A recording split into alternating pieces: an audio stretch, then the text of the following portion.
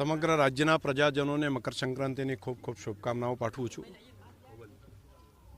ઉત્તરાયણનો પર્વ એટલે અંધકારમાંથી પ્રકાશ તરફની દિશા। આજના દિવસથી સૂર્યનારાયણ ભગવાન મકર રાશિમાં પ્રવેશ કરશે, ઉત્તરાયણ તરફ પ્રયાણ થશે અને નવી પૃથ્વી ઉપર એક નવી ઉર્જા તેની શરૂઆત થાય છે। ઉત્તરાયણનો પર્વ એટલે અહીંયા આપણે ત્યાં દાન પુણ્ય માટેનું પર્વ છે। ગૌ માતાને ગોળ ખવડાવે, ઘાસ આપે, પંખીઓને દાણા નાખે અને લોકો સૂર્યનારાયણની ઉપાસના કરવા માટે ધાબા ઉપર અને જ્યાં સૂર્યનારાયણ હોય ત્યાં આગળ જઈને સૂર્યનારાયણની સમીપ જઈને પતંગ ચગાવવાનું કામ એ પણ આપણે તે બહુ જૂની પરંપરા છે। થરાદના પ્રજાજનોને આજે મારે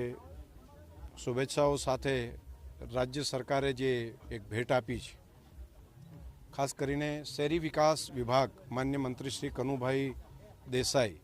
એમના ડિપાર્ટમેન્ટ દ્વારા રાજ્યના મુખ્યમંત્રી ભૂપેન્દ્રભાઈ પટેલ અને ઉપમુખ્યમંત્રી માન્ય હર્ષભાઈ સંઘવી આ બંનેનો મારે આભાર માનવો પડે